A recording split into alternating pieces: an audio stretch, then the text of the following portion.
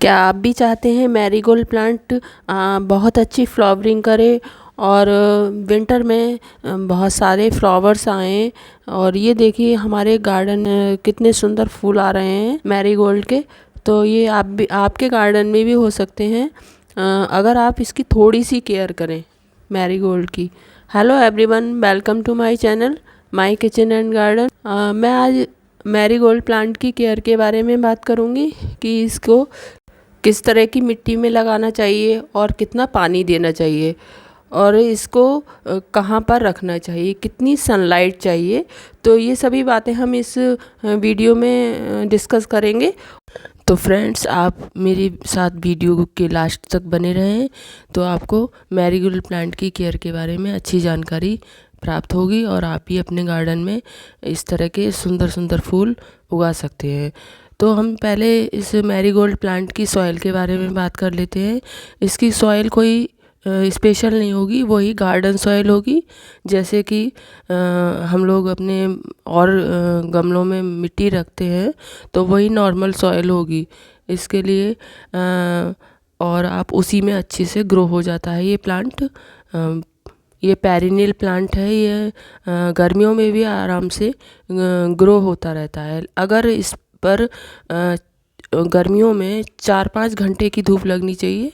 इसके लिए पूरे दिन सनलाइट में इसे नहीं रखना चाहिए और जाड़ों में पूरे दिन की धूप इसके लिए ठीक रहती है। तो ये तो हो गई मिट्टी की बात और सनलाइट की बात।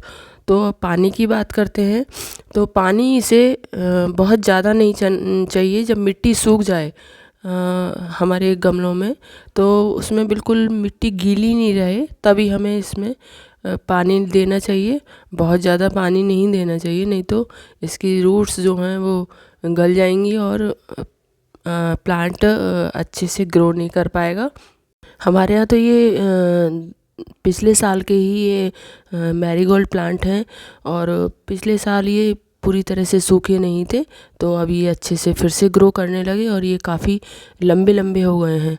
इनके जो पेड़ हैं तो ये झुक गए हैं। ये पेड़ जो हैं जहाँ पर भी मुड़ जाते हैं और इन्हें कहीं और दूसरी जगह मिट्टी मिल जाती है तो वहीं पर ये फिर से रूट्स पकड़ लेते हैं मिट्टी में। इनकी जो रूट्स हैं वो मिट्टी में अंदर चली जाती हैं और वहीं से फिर से ग्रो होना शुरू हो जाते हैं। और ये देखिए, ये अगर ज़्यादा धूप लगती है तो इस तरह से ये सूख जाते हैं। तो इनके जो सूखे हुए पत्ते हैं वो उन्हें हमें तोड़ देना चाहिए जिससे ये फिर से नीचे से इनकी जो ब्रांचेज हैं वो ग्रो होनी शुरू हो जाएंगी। और ये जो सब सूखा सूखा है ये हमें तोड़ देना चाहिए। तो इस तरह से प्लांट जो है वो फिर से अच्छी ग्रोथ पर आ जाएगा। और पानी जो है हमें पेड़ों के ऊपर से नहीं देना चाहिए, नहीं तो फूल ख़राब हो जाते हैं। और ये अगर हम ग्रो करते हैं तो ये फूल से ही ग्रो हो जाता है। इसके लिए कोई स्पेशल बीज की ज़रूरत नहीं होती है। ये जो आप देख रहे हैं ये जो बीज है ये अच्छे से बने नहीं हैं। तो मैं आपको ये दिखाऊंगी कि ये बीज जो है आपको किस तरह से आप बोने चाहिए तो ये फूल से ही ग्रो हो जाता है। और ये जो है ये आप देख रहे हैं ये अच्छे से ग्रो नहीं होगा तो ये नहीं बोना चाहिए। और ये जो काले काले हो जाते हैं इस तरह से तो इन्हें हम 4-5 दिन इसे छाया में ही सुखाकर मिट्टी में डाल सकते हैं और ये अच्छे से ग्रो हो जाते हैं। फिर ये काले काले हैं और देखिए सूख करके इस तरह से हो जाते हैं ये। और फिर ये अंदर ये काले काले होते हैं, यही इनके सीड्स होते हैं। तो यही हमें अपनी मिट्टी में बो देने चाहिए और यही फिर ग्रो हो जाते हैं और नए प्लांट बन करके तैयार हो जाते हैं। और हमें कोई सीड्स अलग से मार्केट से नहीं लाने पड़ते। जो आप दीपावली पे माला वगैरह लाते हैं, फ्लावर्स लाते हैं डेकोरेशन के लिए, तो उसी में ही ये ब्लैक ब्लैक होते हैं तो उन्हें ही आप सुखाकर बीज के रूप में यूज़ कर सकते हैं। तो आप भी इस तरह से सुखाकर माला को सीड के रूप में यूज़ कर सकते हैं। और इसमें कई तरह के मैरीगोल्ड फ्लावर्स होते हैं और उसमें एक होता है हजारा, वैरायटी होती है इस मैरीगोल्ड की। वो बहुत बड़े बड़े फ्लावर्स होते हैं और इसमें मेरे यहाँ भी ये सब तरह के उसी से ही मैंने ग्रो किए थे। देखिए कितने खूबसूरत लग रहे हैं और बहुत अच्छी ग्रोथ हो रही है इस समय इनकी फ्लावर्स की। बहुत सारी कलियाँ भी आ रही हैं। तो आप भी इस तरह से ग्रो कर सकते हैं। और अब खाद की बात कर लेते हैं कि हमें खाद इसमें मैरीगोल्ड में कौन सी देनी चाहिए। तो इसमें कोई स्पेशल खाद नहीं है, आप गोबर की खाद ही उसमें डाल सकते हैं, उसमें मिट्टी में मिला सकते हैं। और अगर आप उसमें आपके फ्लावर्स नहीं आ रहे हैं आपके मैरीगोल्ड प्लांट पर, तो इसका मतलब है उसमें नाइट्रोजन ज़्यादा है। तो नाइट्रोजन अगर ज़्यादा होगी तो पेड़ की पत्तियां बढ़ती रहेंगी, फ्लावर्स नहीं आएंगे। और आप पानी दें तो फ्लावर्स के ऊपर से नहीं ही देना चाहिए, क्योंकि फ्लावर्स जो है उसमें फंगस लगने का रहता है कि उसमें कीड़े आ जाएंगे, उसमें पानी अंदर से सूखेगा नहीं और अंदर कीड़े इकट्ठे हो जाएंगे और वो मकड़ी जैसी इकट्ठी हो जाएंगी और फिर फ्लावर जो है बहुत जल्दी सूख जाएगा।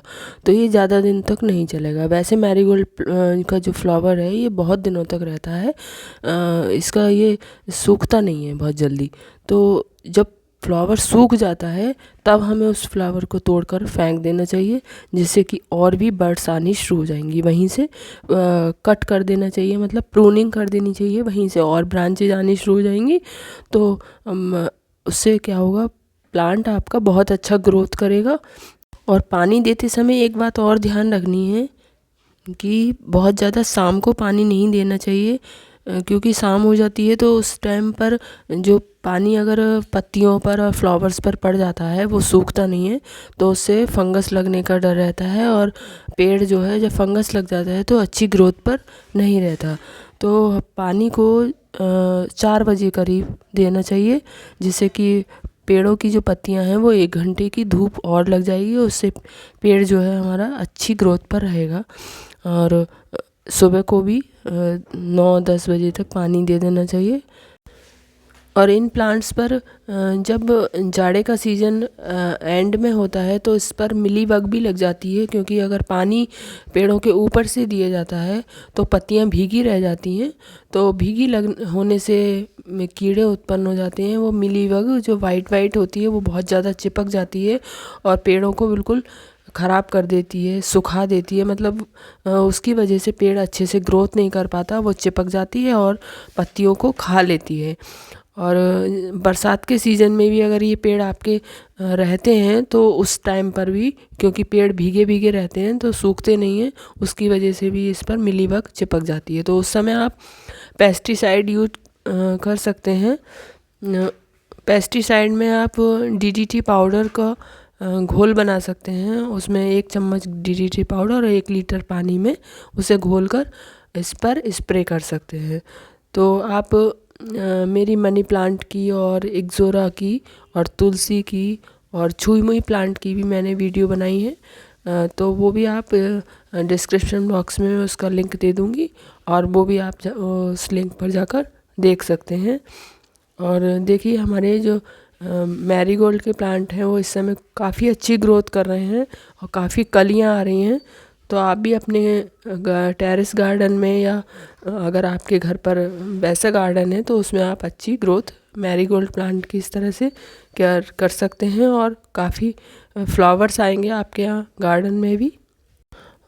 और मैरीगोल्ड प्लांट को एक बात ग्रो करने समय ये भी ध्यान रखना कि मिट्टी में ज़्यादा खाद नहीं देना है, क्योंकि ज़्यादा खाद हो जाएगी तो मिट्टी में नाइट्रोजन ज़्यादा हो जाएगी और उसकी वजह से पत्तियां ज़्यादा ग्रोथ करेंगी और फ्लावर्स कम। तो उसकी वजह से आप फ्लावरिंग कम होगी, तो आप खाद थोड़ा कम दें। जितनी मिट्टी है उसकी 1/4 खाद ही आप उसमें लगाएं, तो आपका मैरीगोल्ड प्लांट बहुत अच्छी ग्रोथ पर रहेगा और बहुत अच्छी फ्लावरिंग करेगा पूरे जाड़े के सीज़न। तो आपको वीडियो पसंद आई हो तो लाइक शेयर और सब्सक्राइब करना ना भूलें और बेल आइकन को ज़रूर प्रेस करें, जिससे आने वाली वीडियो का नोटिफिकेशन मिलता रहे। Thank you for watching my video.